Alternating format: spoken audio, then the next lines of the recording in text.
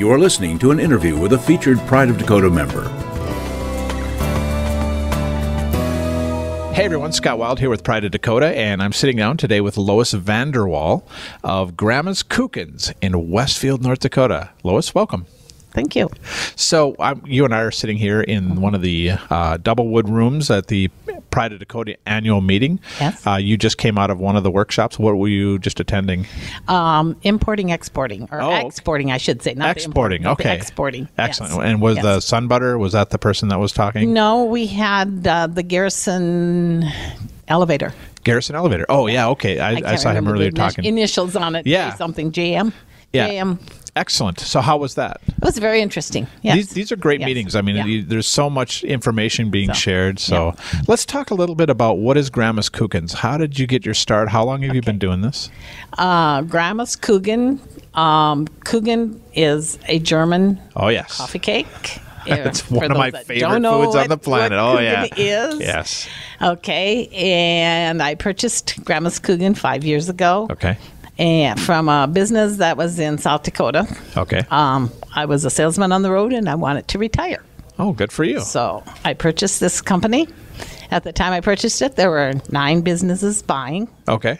And to date, we're not really sure how many we have, but we know it's over 100 businesses. Oh, my gosh. What an explosion. And the gentleman I bought it from made 6,000 Kuchen a year. Last year, we made over 35,000.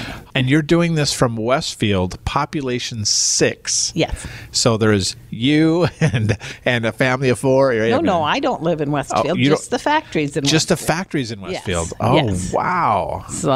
So is Kuchen something that you have been making your whole life, and this was a natural fit when you Well, as you know, Kuchen is a German delicacy, I would call it. I'm entirely Dutch. So no, I did not grow up doing Kuchen. So there is proof that a Dutchman can make good Kuchen. Excellent. See, I'm from a German family, so Kuchen was almost like it's its own food group. You know? Yeah. Absolutely. And it's the way the Germans express love is with food. That's why we've done as well as we have. That's amazing. So tell me a little bit about the journey. You purchased this how long ago? I bought it in September of 2006. Okay. And at the time I bought this, I wanted to stay closer to home. Okay. So my vision was to make probably 50 Kuchen a day. So you're looking at 250 a week and find a market for that. Because at the time I bought it, that was more Kuchen than what was being sold. Okay. It didn't take me long to figure out that the demand was much more than 50 a day, and I couldn't do this by myself. So I went looking for an employee.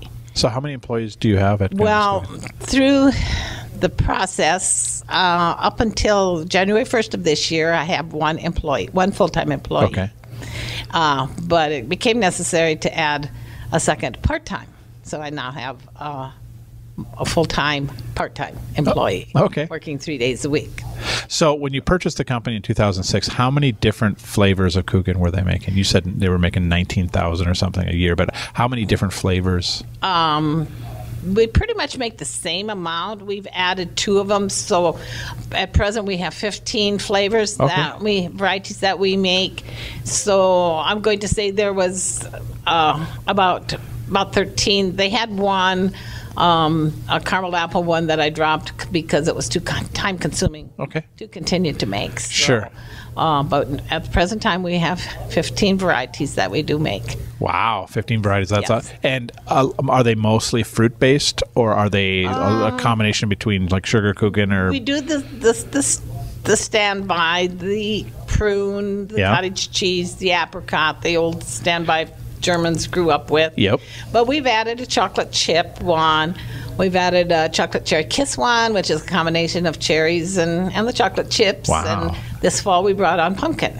Pumpkin? Yes. That sounds delicious. And it went over very well. So where do you get your ingredients, your fruits and your things like that? I mean, are you buying these or do you harvest them yourself? Or? No, with the volume that we do, we use food service for some of the products and Sam's Club for a lot of them. Right on. Wherever we can find the best buy, basically. Good. Yeah. So you're working in a commercial kitchen with state inspected. And pretty much, I mean, all day, right? Well, our baking, we try to make an 8-hour day. Okay. And we like to start early. So we're usually done by 2 o'clock in the afternoon. Okay. But we go primarily 5 days a week. Okay. Like today we're not baking because we're both here, my people that work for me and sure. myself. So how many cooking a day do you make now? A comfortable day is 168. We've made as many as 292 simply because that's the only amount that we can get frozen in one day. Okay. We could make more, but the facilities we have is on the small side. So that's the very limit as to what we can get frozen in a day's time. Now, the product is a frozen product. I guess I didn't tell you that. Well, and most of them that I've seen are, they come in a frozen form, or whatever, and you thaw them out, keep them fresh. So are you making all 15 flavors in one day, or do you primarily make one flavor one day and then we bake according to what orders we have. Oh, okay. We prefer to make more of one kind at one time, so we're not switching as often. But either way, we can do it. So if your retailers call in and say, I need another case of, chocolate chip, then chocolate chip goes on the menu for tomorrow or whatever. Okay. Yes. So that you don't have necessarily a set schedule of what you make. It's on the made to order. Whatever the demand is, that's what we make. Excellent. We try to keep a little reserve on hand so that when the orders are placed, you don't have a long wait time. Sure. This time of the year, you could probably have them within 24 hours. You get down to the hunting season in October, and you might have to wait 3 weeks. Sure. So it just depends on, the time of the year and volume and demand. Now, this 100-plus retailers, are they located primarily in North Dakota? No, we're in 5 states. 5 states. Yes. Excellent. And we're trying to find ways of expanding that, to find shipping and methods of getting there. The product that goes to Wyoming goes through a cheese truck out of Corsica, South Dakota. Oh, okay. And they arrange their own transportation to get them. Some even come up to the factory and pick them up from, like Rapid City or different places like that are distant and they're coming in the area anyway. That's excellent. So 5 states, that's very impressive. So what is your best-selling kuchen? Number 1 seller is peach. Peach. Okay. Followed by, the next one would be strawberry rhubarb and blueberry. And what is your personal favorite? I like the rhubarb. You like the rhubarb? Yes, we leave the rhubarb a little tart, and it gives a nice sweet tart combination. Oh, absolutely. When the mics were off, you were talking about you did something for the Hallmark Channel? Yes, we have done a 7-minute presentation for the Hallmark Channel. It was on an early morning program, I'd say about 4 years ago. Really? And you can see where the factory is. You can see the town. It shows. So the Hallmark Channel came into Westfield and interviewed and took footage? Well, it was done by a private company that pitched it to the Hallmark. Wonderful. That picked so it up. Where can someone watch this video? New Morning America, or New Morning, or something like that. Wow! And you can see it on YouTube. Yes. And what do you have to go into YouTube and what do you type in? You can go to Facebook /Grandma's Kuchen. It's on there. Okay. Or you can go to Westfield, North Dakota, and you can find it under there. I'm not sure if you can find it just going to YouTube and typing in Grandma's Kuchen, but it has been there. I'm not sure if it's still there. That's outstanding. So it was kind of fun to be on national TV. It's something that doesn't happen every day in our area. Absolutely not. But what a great story, though, it's showing that it doesn't matter where you are. And I think that's one of the keys that we're pulling out of this conference is that, like with Katie Pinky talking about blogging in rural, and it doesn't matter if you're out on the farm. It doesn't matter if you have a population of 6. You literally have the world at your fingertips with a keyboard. So what a great story. And we'll definitely put a link to that in the show notes for the blog. Do you have a website then? We're through Pride of Dakota. Okay. You can also find us on Facebook /Grandma's Kuchen.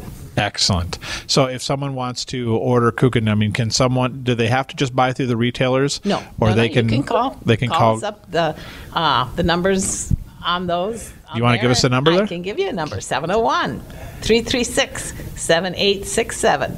Excellent. Please call between 6:30 and 2 o'clock. Okay, so either call the number. Give me the phone number one more time. 701-336-7867. Or go to facebook.com/Grandma's Kuchen. Yes. Excellent. Well, it has been such a pleasure visiting with you and getting to know you.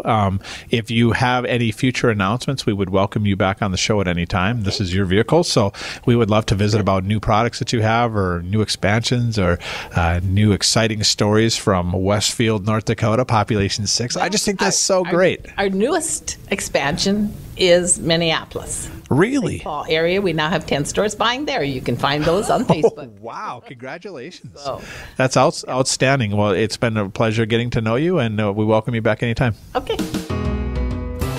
To learn more about this featured Pride of Dakota member, visit our website, prideofdakota.com. To become a featured Pride of Dakota member, send an email to prideofdakota@gmail.com. To listen to the full podcast of North Dakota Now, click on the podcast link on our website, prideofdakota.com. Thanks for listening.